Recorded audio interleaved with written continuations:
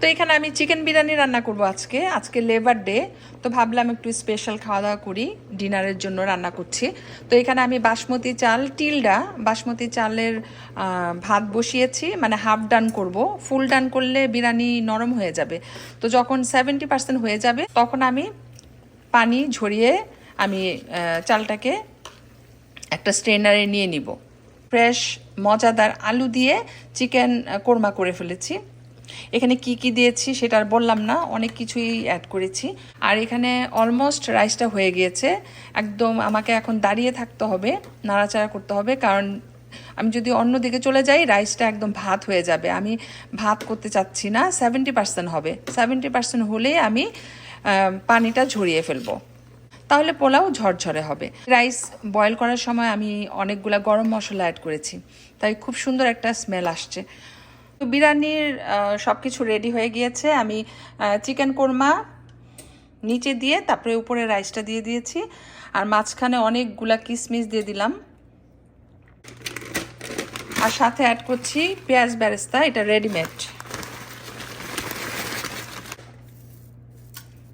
এখন বিরিয়ানির পাতিল ওভেনের ভিতরে আছে 375 ডিগ্রিতে। তো আমি এখন ওভেন থেকে পাতিলটা বের করে একটু দেখব কেমন হয়েছে। হয়ে গিয়েছে, আধা ঘন্টার মতো ওভেনের ভিতরে ছিল। তো খুব সুন্দর হয়েছে, দেখতেই পাচ্ছ। আমি কাঁচা মরিচ 10-12টা ভিতরে এভাবে ঢুকিয়ে দিয়েছিলাম। কিছু ইউজ করেছি, জর্দার রং, কিশমিশ, জয়ফল জয়ত্রী, কাঁচামরিচ, তেজপাতা, তারপর হচ্ছে পেঁয়াজ বেরেস্তা। আর বিরিয়ানিতে ফ্লেভার আনার জন্য এটা আমি ইউজ করেছি, খুবই সুন্দর একটা স্মেল পাচ্ছি। দেন ইউজ করেছি কেওড়া জল। তো সব কিছু মিলিয়ে মাশাল্লাহ বিরিয়ানিটা কিন্তু দেখতে অসাধারণ হয়েছে।